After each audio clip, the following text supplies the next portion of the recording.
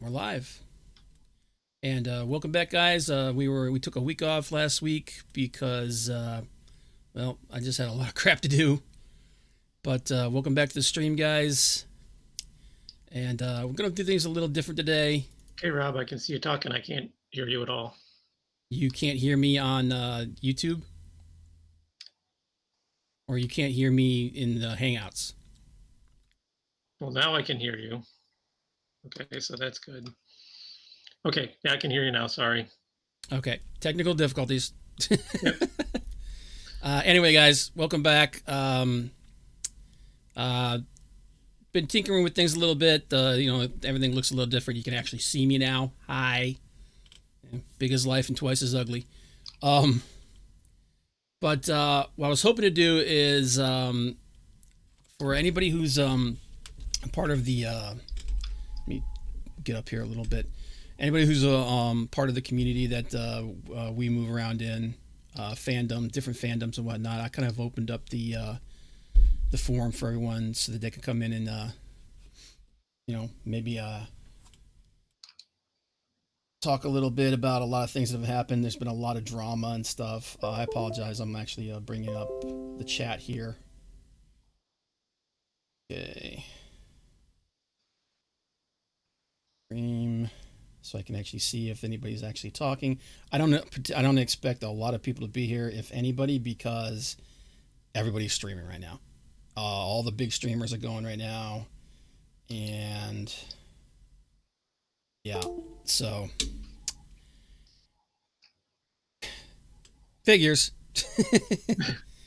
But yeah, not didn't have a whole lot that I was going to talk about today. There were a couple of things.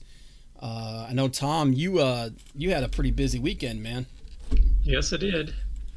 You want to tell everybody what you were Um, doing, or? just give me a second here because I gotta kill the sound. There we go. Okay. Uh, oh yeah, my big weekend. I was down in Winston Salem, North Carolina. Uh, apparently just outside of the hurricane. So it was really nice where I was, but apparently just right down the street. Yeah, they got a lot of rain and wind and stuff.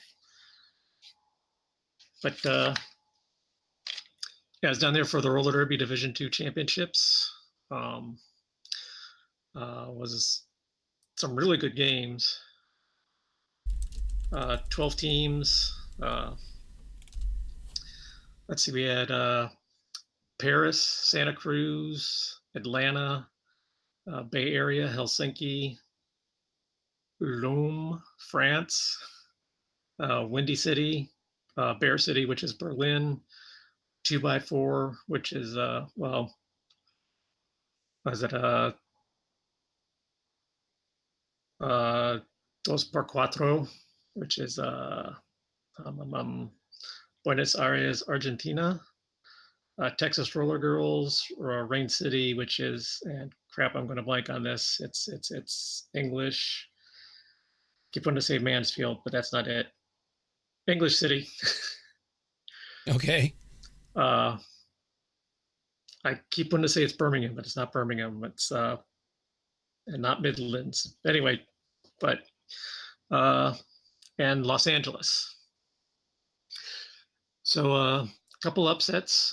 Actually, the first game, um, Paris, which was 12th seed, beat number 5, uh, which was Santa Cruz.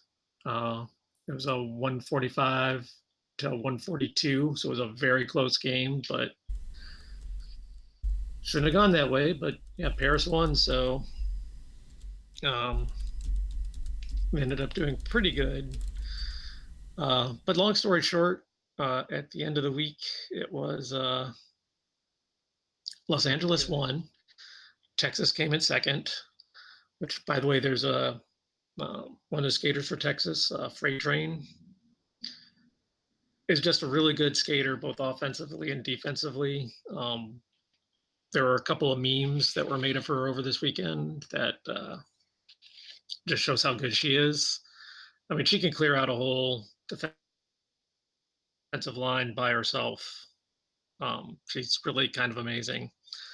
Um, and then in third place was Dos Quad. I'm probably saying that's so completely wrong. So all three of those get to go to the international championships in Quebec in a couple weeks. And there's that damn phone. Although I must Typical. admit, I didn't work today. I took the day off because I drove back yesterday, and all I got to say is, holy crap! Apparently, my phone just rings all day long when I'm at work. So, but that was my weekend. Probably the coolest thing that happened all weekend to me was I got about, I'd say about a 94% on autographs. Several teams I got 100% on about four of the teams. I think I'm missing only like one or two of the people. So that was really cool. Also, the Berlin team is beginning to recognize me Yeah. because well, every year we end up every year that I've been to the Division Two championships, I've been in the same hotel as them. So it's like I see them at breakfast every day, then I see them at the games all. So some of them were just like, "Hey, I know you." So I was like, "Yay, fanboy time!" So Yeah, one of these days I'm gonna get out to watch a game, watch a match with you because everyone I talk to, every time I talk to somebody, they're like, every time they've gone to this, they're like, it's actually a lot of fun. yeah, it is. Like I said, I was hooked from the first one I went to, and November is the next local one. That's their annual charity bout. So a lot of the girls there from Cleveland you got on the screen are all going to be there. So Ooh, so yeah, cool. So that was my extra long weekend. yeah, So although the drive down and back was, I wish somebody would have gone with me just to have somebody else in the car because that's like a 7.5 hour drive. where So was it? Where was that again? Winston's, God, I can't say it. Winston Salem, North Carolina. Oh wow. It was put Oh, on I by got. Greensboro. Was the roller derby that hosted. So, and then when I checked into my room, you know how a lot of times they'll have the double doors that separate two rooms. So if you have a large group and you all want to be together, you can open up the doors between the rooms and keep them open. Yeah. Um, yeah, one of my set of doors wouldn't shut. Yeah. So I like got maintenance up there and like, yeah, can you do something about this? What it was is the screws weren't into the plate all the way, so the door just could. If I'd had a Phillips head, I could have fixed it myself. But it's one of those things like, the guy's like, "Oh, are you with the other people here?" And I'm like, "Nope, that's why I want the door fixed."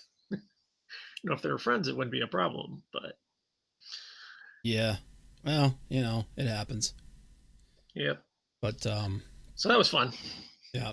Well, I had a great weekend. I worked the whole friggin' weekend. But yeah, it's there's a couple of oh crap. Did all my stuff just crash?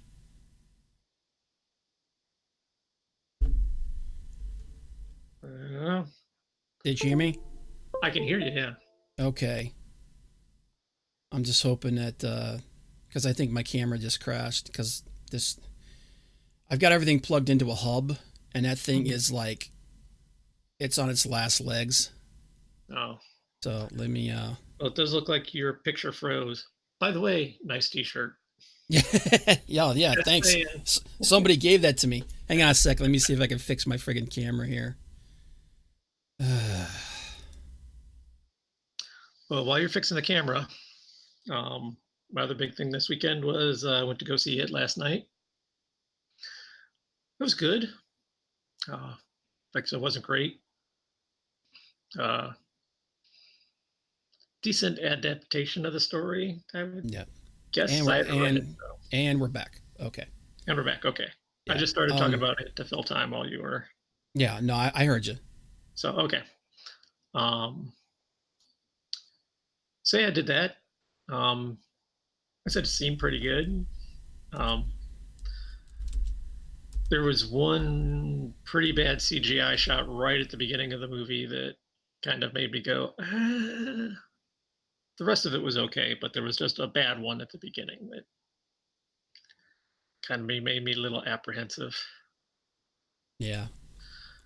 Um, there were some pretty bad CGI shots in it. I'll be honest with you. My personal take on it was I was I was disappointed. Yeah, the clown certainly wasn't as creepy as he was in the first one. Well, and I think that's partially because he didn't do anything new. He didn't do anything different. Well, he really wasn't in it as the clown all that much. Mm-hmm. You know, Here's like I got a review that I'm about to upload for this. I went and saw it the other day. I'll just give you kind of an overview of what I thought of it. I think the cast was good. I yeah, think they did a really good job. There were some really cool scenes in it, like the scene, like the picture, this picture right here. Open image, new tab. This picture, like the face off between Bill and Pennywise in the funhouse and the Hall of Mirrors. in the Hall of Mirrors. I thought that was a cool scene. I mean, we see. I mean, if you've seen the trailer, you've seen most of it. Yeah, Um, there were some cool scenes like that. There were some pretty interesting performances and whatnot. Here's the things that I think were wrong with the movie. One, it was really long, and being long is not a problem. the Feeling pacing like of the movie was a little yeah, slow. the pacing was not great, and you could feel how long the movie was. Like I've watched 3.5 hour movies and not even realized they were 3.5 hours. You know what I mean? And it's like, holy crap, that was 3.5 hours long. This movie, it's 3 hours long. Like 110%, it's long. And there are scenes that just kind of plod, Yeah. and it just so yeah, the pacing is not great. Um, Also, a lot of the stuff that you did see that was actually good in the movie. If you've seen the previews, you've seen most of that already, like the Funhouse yeah, and that and was the next thing I was gonna say. when the girl uh, Beverly, Goes to her old house. yeah, goes to her old house. You've seen 90% of that already, Yeah, like and a lot of like the majority of the best scenes you already saw. right now they haven't shown you anything of the ending part, but by the time you got around to that, you're like I said, it was already a long movie. So Yeah, and the other thing was the humor. The humor, and don't get me wrong, I get the humor. The humor was good. The problem is it killed the tension. Any tension, like horror films, a good horror film builds dread, yeah, and this movie does not do that. At no point is this movie feel like it's scary. It's not scary. It's not scary at all. it's a little gross sometimes, but yeah, there was It's gruesome, but it's not scary. yeah, there was Um, nothing scary. because any time, any momentum that they have where they're trying to build, um, where they're trying to build any kind of tension, just gets killed with the humor. And I totally expected some humor. Totally expected some humor. Because one of the main characters is a freaking comedian, and his defense mechanism is to joke about everything. Hmm. So that was expected. The problem is there was so much of it. Like one person actually put out, I read one review and the guy was like, "Is this the movie a comedy?" Because it seems like it's a dark. This movie is almost a dark comedy. That's how much comedy is in the movie, and I really feel like that killed it. The other thing is the second half of its story is just not as good as the first. Yeah, that is very true. The first half is where, and it's because it's a monster trying to hurt little kids. Yeah. You know, when they're grown up, and you're not as like, oh, okay, well, they're grown up. They're And it would have been better to see them playing up, because this is stuff that, as part of its the way it works, they forget. yeah, If they would have been a little more, seemed a little more traumatized as they began to remember this stuff, yeah, because you can write it off as, oh, well, it happened a long time ago, they're just remembering. But this is stuff that that's pretty much been wiped from their mind, or just been locked far, far deep down, that it doesn't exist. So it's kind of like reliving the stuff all over again. If they would have been a little more with the, oh, holy crap, this is real, that I think would have been better. But one thing I must say that I got to say was good about it was very few jump scares. I freaking hate jump scares. yes, They're the that worst thing to put in a horror movie. I mean, that they almost obligatory. You almost have to have one in a horror movie just to have it, because it's a horror movie and it's cliche. But you almost have to have one. yeah, And there were a few, but they could have done a lot in this. and they But didn't. they steered clear from. So that I got to say, Now, the things I did like about it, like I said, the cast is pretty good. Some of the scenes are some of the scenes are really good. The scene when they're in the Hall of Mirrors was really good. Um, they do not shy away from like you said, it's a gruesome movie. They do not shy away from the violence. now, Um, it could have been more of a bucket of blood movie kind of thing. Just yeah, so it's not just straight up gore. It could have been a lot more gory than what they did with it. And I'm yeah, not saying that as it should have been, because I'm not a real. I mean, gory movies are okay, but it's not like, I know people that's why they go to horror movies, is to oh see yeah, entrails and buckets of blood. That's not why I go for a horror movie that is going to scare me. yeah. Like, That's gonna touch that primal thing in your brain. right. No, yeah, I agree with you on that. And the scene, I guess I would say it's less gory and just more brutal. Brutal is a good word to put for Yeah, it. because like the beating at the beginning when they beat they beat the two gay guys and the one guy gets killed. Um, the two kids that die, The little girl and the little girl and the little boy, mhm. like you don't see a lot of you don't see them being torn apart or anything, but You you see get them being attacked. you get the visceral you get the Yeah. visceral nature of the attack. So that I was appreciative of that. It was like it does not shy away from that. The cast, like I said, the cast was really good. Bill Skarsgård was great as Pennywise, just like he was in the first movie. Um, Oh, and the whole cast. I mean, even some of the more minor people, like the woman that played the old lady, oh yeah, was pretty damn good. The guy that plays her father yep.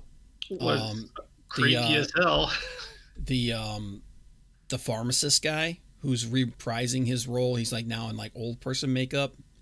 And even Um, um, the woman that is playing his daughter, who is now grown up, but is yep. exactly like the girl that Mm-hmm. played her in the first movie. Yep.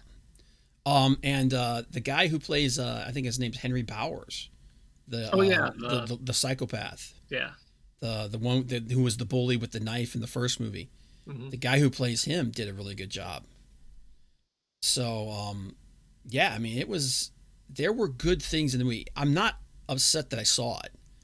It's just Could it have just been better. it It could have could been have a been better. lot better. It could have like the pacing needed to be worked on. And one of the things that you were talking about the fact that they start remembering and then they're just kind of like, yeah, okay. Um, I mean, a little the more than that, initial but that should have been a reactions, lot. Yeah, that should have been a lot more of like, oh crap. crap, that's right. This is Yeah, like the initial reactions they had were good. Like they, even though they didn't remember it, they had a visceral fear reaction, like Richie the comedian, he throws up, he just immediately just Mhm. vomits. And they just had this overwhelming sense of dread. But the problem is I think because the film, it's such a long story. They did, and each person kind of gets their own their scene as they're Mhm. going to find it. Well, that the whole thing where they're going to find their totem or Yeah, whatever, yeah, the tokens. their token, and what should have happened is in those scenes, the dread should have built as they're remembering. There shouldn't have been like anything happy. It should have been like, oh God, this is awful. You know, Mhm. that's where that sense of dread should have been built, and they just didn't do that. And because when it was the kids, when they were doing the kids, the The scenes where kids the were kids were scared, terrified. they were terrified. The adults were kind of like, yeah, it's this sucks, but there was a lot of that kind of things like, oh God, this sucks, but there was none of that like heart pounding fear. Yeah, there Um, was this sucks, and with the exception of the guy who was the hypochondriac, yeah, his reaction like was nothing but fear. yeah, Everybody else was just like, we got to do this. So yeah. Gotta power through this. Yeah, it yeah, sucks, but we're just gonna. and honestly, my favorite performance from all the adults was the guy who plays Mike, the guy who stayed in Derry, Yeah, the kid whose parents were burned in the fire. His performance I think was the best because he kind of like became the almost like a like he almost becomes crazy. He becomes obsessed with finding a way to stop it. well, just you know, not really touching on that, but the whole scene where he's like, "Oh yeah, they gave it to me. I mean, let me. Okay, yeah, I stole it." Yeah. Little spoiler there, but that was like, but yeah, that was cool. But I the thing is that final scene from the book, that's a really hard scene to film. Yeah, Um, because so much of it takes place kind of in their heads. yeah, It's one of those things where how do you do that? And to be honest, it's one of those books where certain elements in the books where those books where it's like there's no way you could film this. well, not only that, but when you have things like that in a movie that take place in people's heads, in a book, it's one thing because you're reading it and you're internalizing everything and you're processing it the way you want to process it. I mean, two people can read the same thing and come up with drastically different Yeah, visions of what it means to them, how it's, how it would translate visually if they were going to direct a movie with it. And this is one of those that is like that, and it's just really, you just kind of have to sit down and take somebody else's ride with it. And if that happens to be something that was along the same lines as you took out of the story, then it will really work for you. But there are some people that will also read it and just be like, "What the hell was that?" That's not what I took away from it when I read it. So yeah. Um, but yeah, I mean, overall, I'm like, I give it like a 5.5. If I had to give it a rating, I would give it like a 5.5 out of 10. It's not terrible, I'd probably but go with about 6.5. But eh, 5.5, maybe a 6. But it's not a bad movie. It's just not a great movie, and it's not anywhere near as good as the first part. yeah, But anyway, moving on. There was one. I love William Shatner. Um, there was one story that I did see that I thought was kind of interesting, and we'll go ahead and take a look at that now. Star Trek icon William Shatner accused of homophobia. And he fires back, as only William Shatner can. Um, I love this dude. He just gets better and better. When he goes, man, it's gonna suck. It really is gonna suck. But let's go ahead and get into this a little bit. Star Trek legend William Shatner came under attack on Twitter from a number of people who claim the actor blocks people due to their sexuality. A number of these individuals claimed or insinuated Shatner is anti-gay or a homophobe. So this person, hey William Shatner, which nickname do you like best? Will, Bill, Billy, Billiam, or homophobe? Shatner would reveal that those attacking him appear to be friends of the BTS troll I blocked. BTS is a Southern Korean boy band. Shatner continued, I have no idea who the hell that is. What, BTS? Yeah. BTS is one of those bands that has like rotating members. You know, I know like the standard way that they do those like Korean or Japanese boy like J-pop bands. Yeah, that's what it is. It's like okay. The biggest one. Shatner revealed the attacks and appear to be friends of the BTS troll I blocked. BTS is a Southern Korean boy band. Shatner continued. So I guess that Annie Darling made it about her sexuality instead of her harassment. Always be a victim. It'll get you nowhere. Yeah, not pulling any punches here. Nonetheless, Shatner saw a number of individuals begging him to block them. Not only were people begging Shatner to block him, but a number of them were sending him photoshopped images of him as Captain Kirk from Star Trek, the original series. You can see a number of tweets sent Shatner's way, compiled by Twitter user Data Racer. Data Racer's, dude, that guy's like on, man. Star Trek those are attacking William Shatner again, trying to stir up a fake outrage mob. They're trolling him with bizarre photoshops, then play the victim card and call Shatner a bigot after he blocks them. Captain Kirk is having none of it. Yeah, that's Shatner. Mecha Random 42 did a video on it as well. She's pretty cool. One thing that Mecha points out in her videos, which most Star Trek fans will relate to, is the massive divide between the fandom between older and younger fans. See, the Star Trek fandom has seen a shift from unity to division. Every fandom is seeing a shift from unity to division. I mean, from Star Trek to Star Wars to comics to everything. This is somewhat ironic that the creator of the franchise, Gene Roddenberry, attempted to overcome with Star Trek. One of the core messages of the show is unity and looking past differences. Yep. I agree. There's a huge divide between old Star Trek fans and the cast, and the fans of the older cast, and the new Star Trek fans who hate old Star Trek, and they come to these conventions and look down on you when you're looking down your nose at them. I'm not going to get into that. So let's go back to Shatner because everything he says is awesome. Shatner called out the individuals, describing them as immature types who are trying to incite fake hate. Is that what you're trying to make of this? Such immature types so you can scream Shatner blocks gays to incite fake hatred. I actually looked into this a little bit. And it is literally as ridiculous as it sounds. That's literally what they're doing. They're trying to get him to block them so that they can turn around and say that he blocked them because they're gay. I'm like, and they're going after him, trying to force. They're literally trolling somebody to get blocked so that then they can claim the victimhood. It's one of the stupidest things I've ever seen. It really is.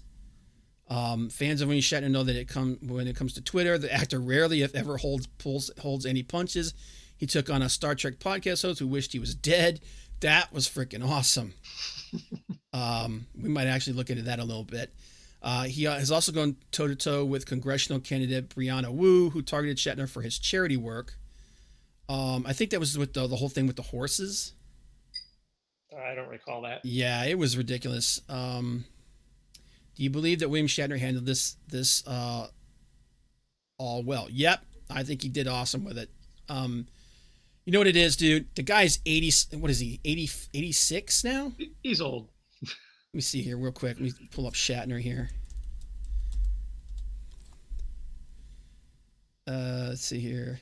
He's 88 freaking years old. Damn, he looks good for 88. He's almost 90 years old. He's got FU money. He's got no reason to take crap from anybody. Like, he gives zero craps about anything. So don't go at the Shat, man.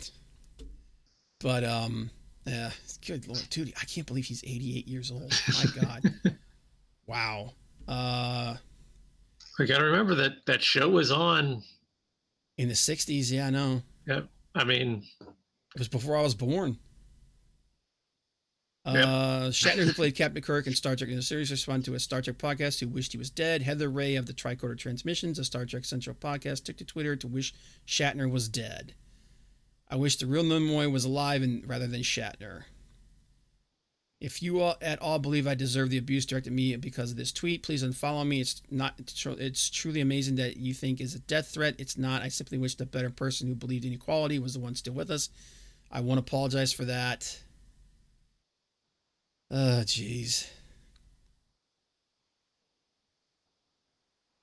Fliss would attack Shatner in a now deleted tweet describing him as having a cis het white male privilege. She would also attempt to pay Shatner, bringing attention to the tweet as turning his fan base into a member of the queer Star Trek community. This cis het white male privilege exhibited by turning his fan against a member of the very flippant and forgettable opinion is absolutely shameful. How fragile is his ego? Must be that a random person can upset himself. You just wished he was dead.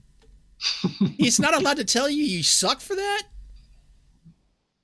Yes, because she sends a death threat and I react. Now, okay, now this, and I will say this. I don't think that's a death threat. I think it's shitty. Yeah, just saying.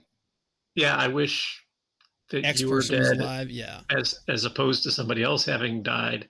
Yeah, now I or somebody else should kill you. That's a death threat. Yeah. I don't think there's a death. I think it's crappy, and I think he had every right to come back at her over it. But yeah, it wasn't a death threat. Let's just ignore the death and make the facts about her. Now, and she did. Now she did immediately claim victim status because of this whole thing. No, he came at you because you said you wished he was dead. He didn't come at you because you're LGBTQ, whatever. Mm-hmm. He came at you because you're like, oh yeah, I wish you were dead. Oh well, you suck. It's we harbor no ill. The tricorder. We know harbor no ill for William Shatner. Only appreciate and love for his work. The creator of the tweet has chosen to step away from the network, and we are all deeply saddened that this has happened. The remark was not intended as a threat or to promote harm to anyone. And although her account has been made private, she has accepted responsibility for the poor wording, has deleted the tweet, and regrets having made it. Okay. She wishes. Yeah, it's, you know what? Look, I'm not. Oh crap! I did not mean to go there. I'm not into cancel culture. I don't think she should have been fired. I definitely think she should have been, like, hey, take that crap down. You represent. If she's part of an organization, she's part of a company or something like that. It's like, hey, we're a brand. You represent our brand. Don't say stupid crap like this. Take it down and apologize. That I'm 110% behind. But getting her fired, I'm not okay with that. I don't believe that's acceptable, especially when that's a very ambiguous statement. I think I think he had every right to call her on it. Be like, wish I was dead. Screw you. But Yeah, what was he? 88, you said? yeah, Yeah, I'm almost dead. Screw you. yeah. He's like, hey, don't be talking that crap. I fight for every day now. This is the first time she posted it. Now that is the other thing. That this is the other reason why I think that he had the right to go at her over this. She posted it multiple times. So you keep posting this thing, he's got the right to come at you over it. I don't think she should have been fired though. Well, it doesn't say she was fired. It says she stepped away. So whatever. Yeah. But yeah, don't mess with Shatner. It doesn't end well. But yeah, let me go back here. Yeah, anything else here that looks interesting? Platinum Games director? Nope. Sword Art Online? Hell no. Rotten Tomatoes. Rotten Tomatoes is crap. Nobody cares. Rumor of massive scrambling inside Star Wars: The Rise of Skywalker. Now I did hear about this. They're basically they're doing massive reshoots. Now reshoots are not anything abnormal for a film. They do reshoots all the time. But several sources are saying that they are doing huge reshoots on this movie, like massive reshoots. Um, one said that they were reshooting upwards of like a third of the film. Wow. Yeah, so new rumor indicates there's a massive scrambling happening with Disney Star Wars Rise of Skywalker. The rumor comes from YouTuber Doomcock, who states Lucasfilm just recommissioned 3 CGI studios and ordered double the workload they used before. This is ballpark 300 people working on. That's a lot of people. Wow. Coming and then I went to school for CGI for 3D. I suck at it, but I know how much work it is. I know how expensive it is, and I know how many people, Is like that working on 300 something. people 300 people working on it or 300 more people working on it? This is 300 people working on CGI 3 months before the film drops. Wow. Yeah, and that is not normal. I No. will agree with him on this. That's not normal. 3 months, especially 3 months before the movie drops. Um, that's a lot of people, dude. Normally there's about 300 or 400 people working on an entire film in a CGI for like a heavy special effects film. Mhm. This is almost as many people as they brought in to do the movie in the first place. This is or close to this is at least close to half. Yeah. So this is a lot.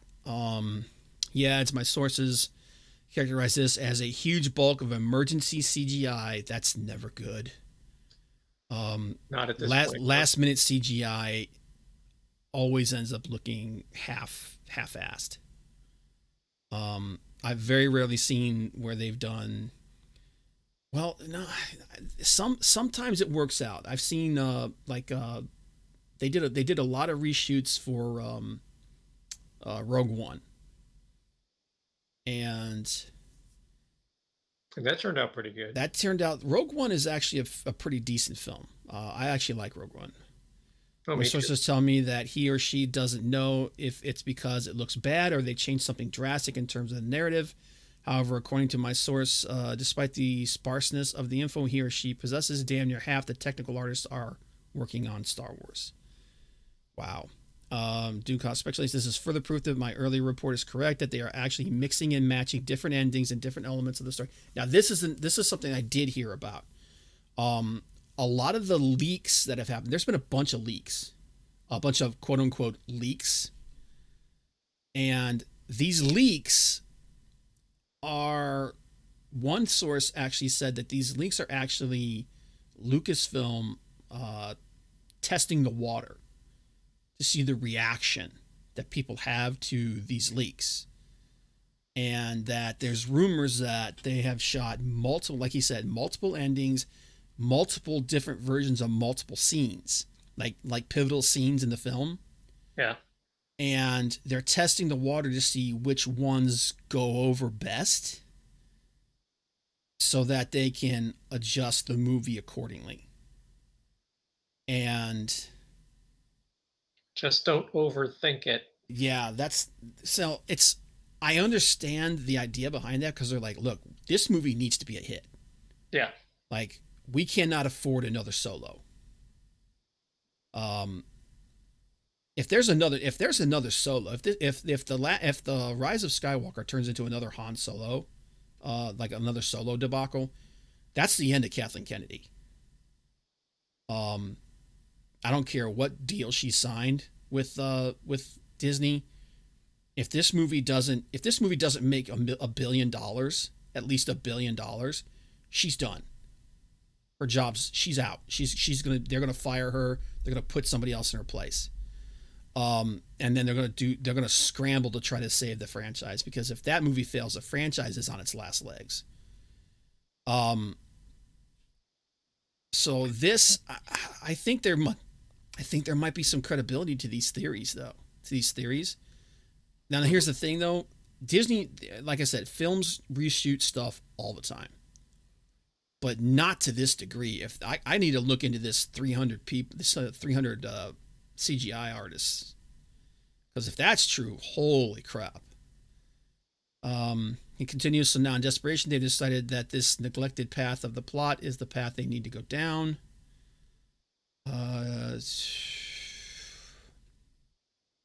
Previous report from former LA Weekly Arts and Culture Entertainment Art to geez, that's a lot of crap. Indicated Lucasfilm was undergoing reshoots for Star Wars. He noted things aren't looking good. Too many variables and audiences to please. This could be a bad thing if they're that freaked out, and they're trying to hit as many. They're trying to adjust this thing as they're going along, and they're doing reshoot here, reshoot there.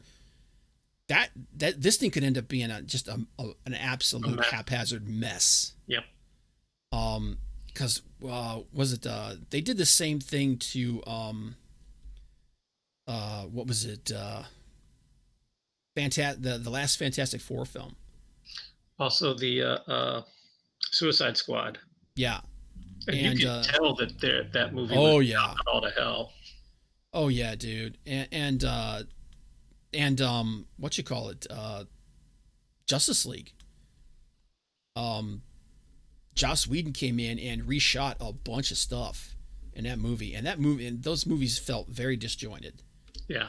Not a lot of continuity in that. They really were just all over the place. Yeah. So this could be really bad. So Making Star Wars would follow up that report that one of their own, noting that Lucasfilm has been conducting secret reshoots for the past several weeks of the film. However, they dispute Lucas being brought on as a consultant.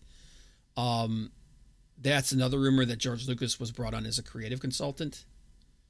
Doesn't remain accurate. This movie is gonna. I'm gonna tell you what. This movie is gonna be interesting to watch to see if all this ends up being true. I'm gonna look into this. Recommissioning 3 CGI studios and ordering double the workload. I'm gonna look into that, because if that's true, holy crap, man.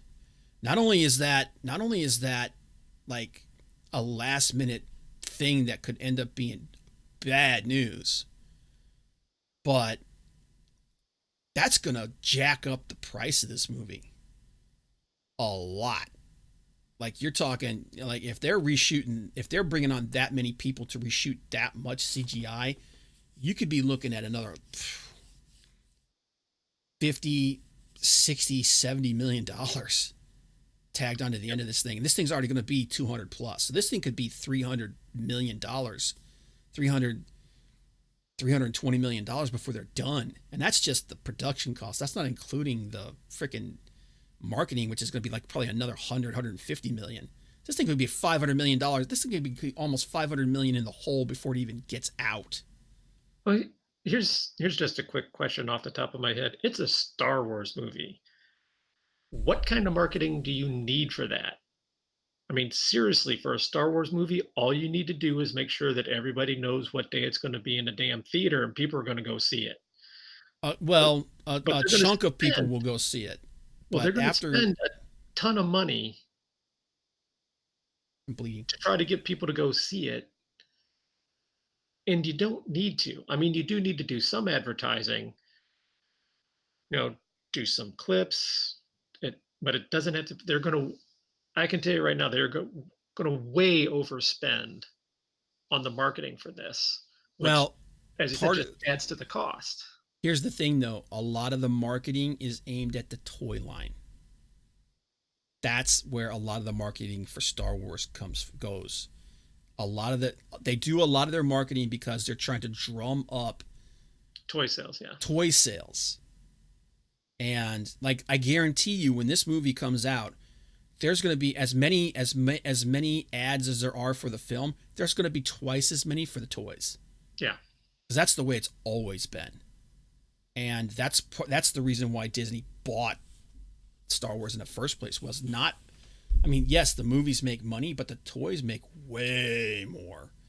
Like George Lucas, people think that George Lucas, when he got that $4.5 billion that Disney paid him, that was like the biggest payoff. I was like, dude, no, he probably had at least a half of that already. The dude's rich as hell. Um, And most so of it is, like you said, from the toy sales yep, because he had all of the rights to that. all the rights. Lucas had all the rights.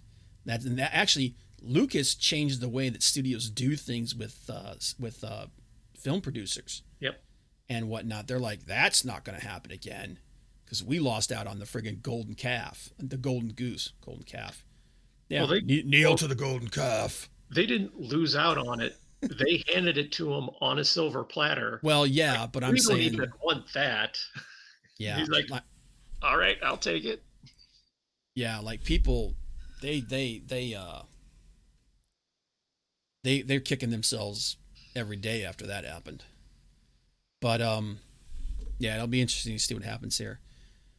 But what we got here? It's been an hour. All right, let's see if there's anything else worth the crap. No, no. Box office projections show Joaquin Phoenix Joker is on track for a huge triple-digit opening weekend. Yeah, maybe. I mean, I'm not looking for it to fail. Yeah, I'm on the fence on that one. I think it's going to be. I think it's going to be um, an interesting movie about a guy slowly going insane. Yeah. It's going to be an interesting deconstruction of a human being. I just don't think it's going to be a good Joker film. Oh yeah, it's not going to be a good Joker film. Um, And again, like we said in the last one, they've already said, well, it's not really the Joker. yeah, Don't call it the freaking Joker. yeah. I'm gonna go see it. I think it's gonna be interesting. It's not gonna be it's not gonna be any Jojo Rabbit, but it should be interesting, dude. I can't wait for that movie. Yeah, I I plan on hopefully laughing my ass off through Jojo Rabbit. Yeah, I gotta fix my green screen. I got all kinds of little artifacts going on here now. That's because the camera kept kicking in and out. Well, I Okay. said from you, he kept kicking me, so Yeah. But okay. So real quick, entertain everybody, Tom, because I'm gonna do a quick do something for a few comic minutes. book review here. Window Okay. capture. Well, while he's doing this, I would just like to say new a overly sarcastic production just came out. It is and I'm going to screw this up a lot, so apologies to anybody that actually knows how to pronounce this. But Red does the Mahabharata in less than a minute. The whole saga. She talks fast, but she was really out of breath by the end of it. I mean, she plows right through it. Um, it's all kind of Hindu, Indian slash uh, mythos legends. I mean, What's this called? it's Mahabharata, the Mahabharata. But yeah, Red just plows right through it. Like I said, it's less than a minute. The total video is 1 minute and 1 second, and she just plows through that story. I mean, I was almost as impressed with that as the woman that can sing the "All the Nations of the World," the Animaniac song. Mm-hmm. The woman that can sing that in less than a minute, and she actually sings it. She doesn't just do the lyrics. She actually sings it in less than a minute, and that is amazing. Okay. All So right, I got it up here. So it's fun. I'll have to check that out. Okay, so real quick, yes, I did download this comic book, but I bought it and I got it right over there, so I can go get it to prove that I bought it. but I downloaded it so that I could put this thing up here. All right, so if you are a comic book fan and you were around in the 90s, you know who Todd McFarlane is. Yep. You know who Spawn is, because he was one of the Image 7. Well, Spawn just hit its 300 issue. It's 300 seminal issue. And this thing is freaking pure 90s joy, man. I mean, this is. I was reading this and I felt like a kid again. All right. Now, admittedly, I'm an art guy.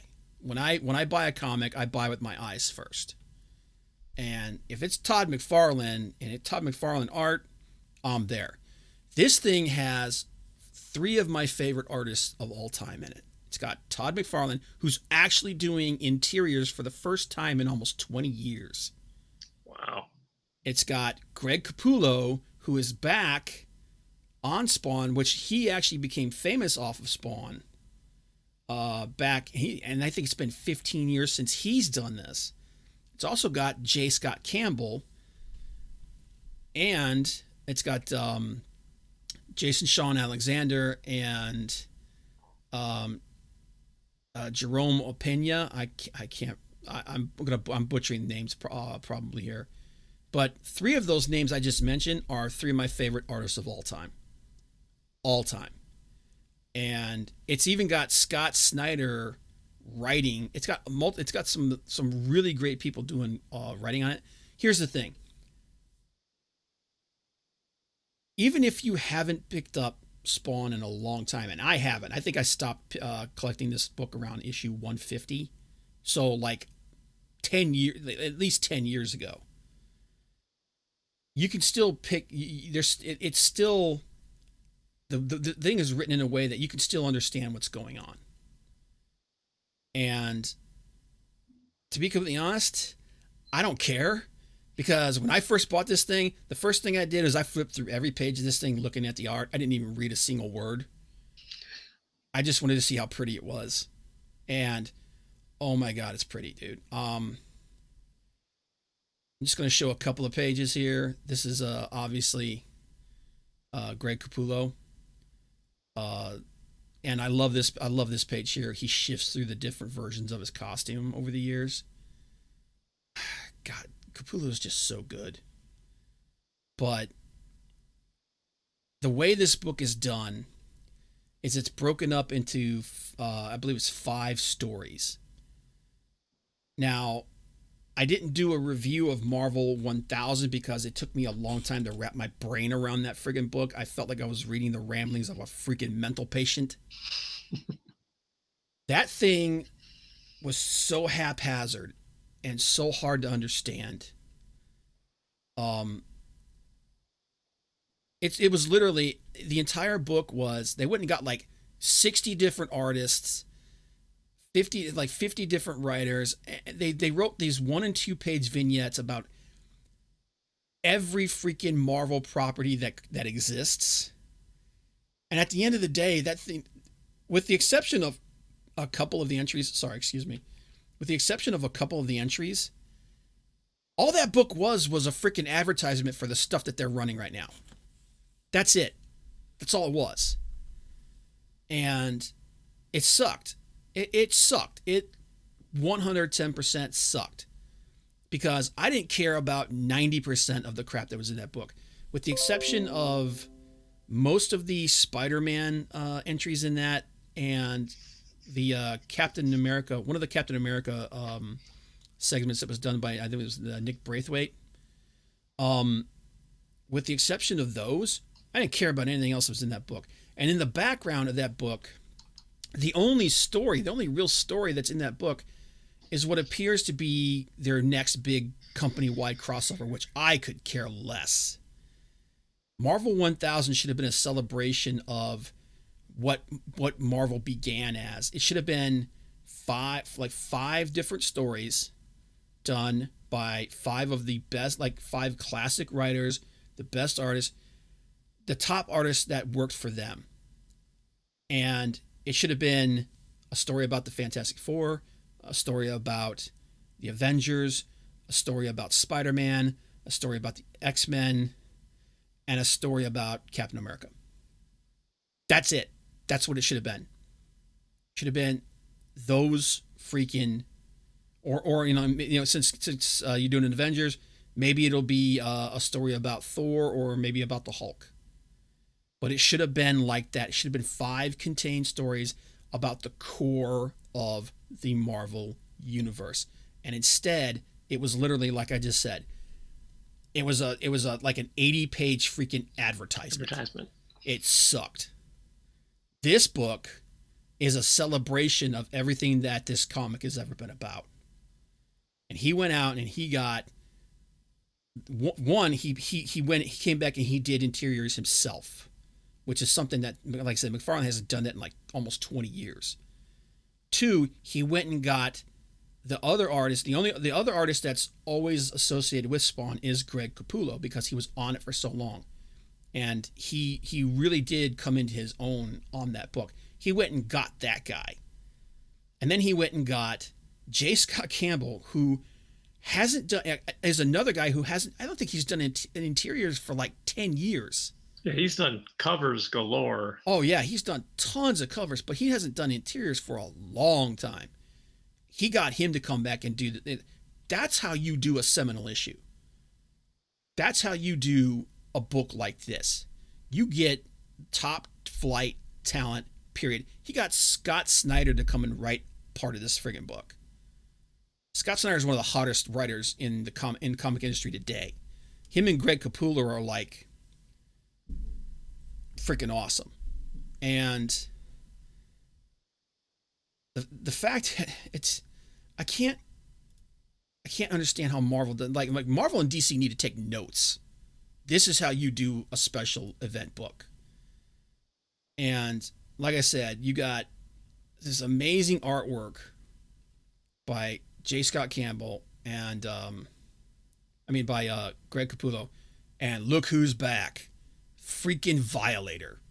This book, like I said, it's a callback to what made this book awesome.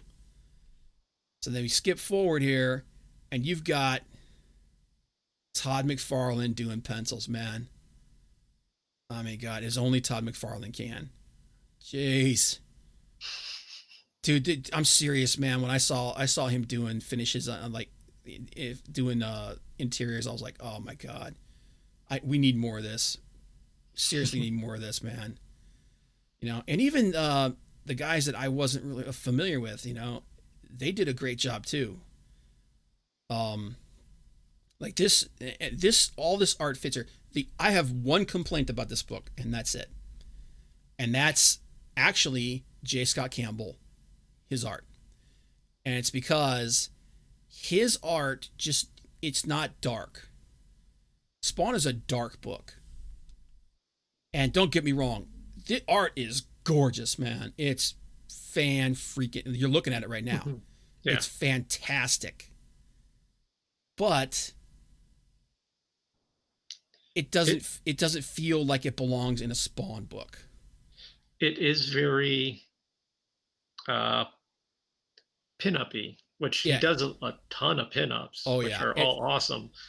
But yet I don't want to say it loses the Spawn feel, really, but yeah, it could be rougher. Yeah. Because Spawn is, pretty dark.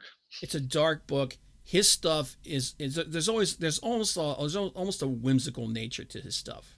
Yes. To an extent, you know what I mean? It's almost a caricature-esque. And that's the thing, like he originally wanted to be an animator at Disney. Greg Capullo, not Greg Capullo, but J. Scott Campbell. He originally wanted to be an animator at Disney, and he does a lot of like caricature stuff. So that he kind of folded that into his comic book art. And again, like I said, the finish, like you look at the finishes on this, the detail on this is amazing art. It's gorgeous. And this complaint that I'm making is incredibly minor. This stuff still looks awesome. But it just doesn't have quite that same feel as like this, like this stuff. This is dark. Like this is Spawn art. You know, this is Spawn art. You know, dark and bloody. Um, Capullo, I mean, his stuff is a little bright, but yeah, man. I mean, this book, and then like, oh my god, dude, this was so cool. Seeing the black and they seen the pencils and then the black and whites put it in the black and whites. I'm an idiot. I'm fanboying over here right now. Seeing the inks put in like that, dude. Seriously, if you haven't bought this book and you or were a fan of this, or you're just a fan of comic book art, period, you need to buy this freaking book. This book is like the holy grail of comic book art. It's I think it's like you fantastic. said, this when you're doing an homage, this is the way to do it. This is exactly the way to do it. Don't use it as an excuse to, oh, let's try to sell something else. Yeah, exactly. And that's what it felt like they were doing with The 1000. with Marvel 1000. And when DC did Superman, was it I think it was Superman, the one that just did Superman 1000, or was it Action Comics 1000? I think it was Action Comics 1000. When they did that, when they did Batman 800, um, they did it kind of like this, but they still kind of were pushing like that, you know, hey, The buy new our stuff. stuff. It was like buy our stuff, you know. It was too segmented. It should have been like four, maybe five stories that kind of teach you what these books are about. And I like those, and I actually did like those two books, but this is better. This is how you do this kind of thing.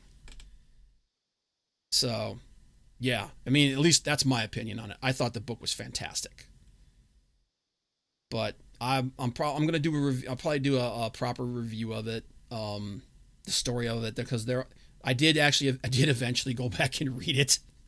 You know, after I was like, you know,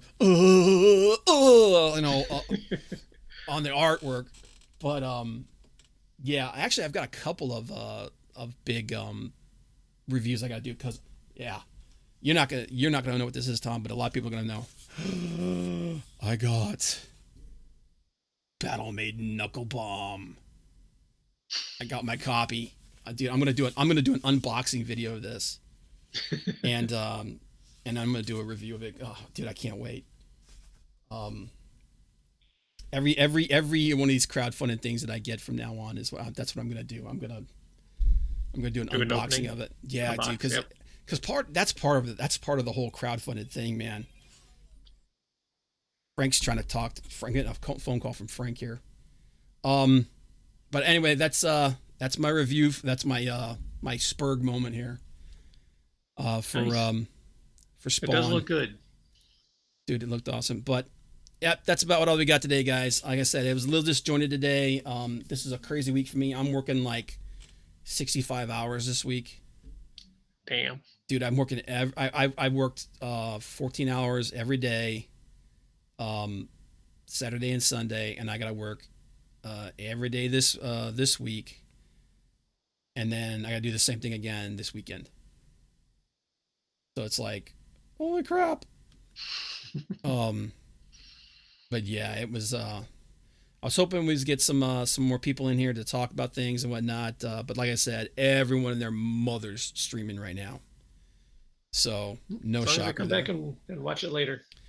Yeah, hopefully, and they will. Some people will, but yeah, unless you got something to add, Tom, I'm gonna go ahead and close it out here. I think I'm pretty good. Gonna have to do some stuff like we talked about before, like do the Rachel Rising, do some gold. Mm-hmm. Although I want to sit down and like actually sit down, go back and read a lot of Gold Digger, Mm-hmm. and you know, I almost wish he'd come out with like a you know, here is just a synopsis of the first 100 issues. Here's a synopsis of the Oh, second. Just like well, he's been doing it for so long, man. good lord, yeah. I mean, yeah, I've moved several times since I first started reading this comic. Yeah, that I'll story right there. have to But check yeah, that out. there's a couple things that we need to go back and do some old, break out some old stuff and review it. And Yep. I definitely want to do some of those old comic reviews. But okay, I'm gonna go ahead and end it there, guys.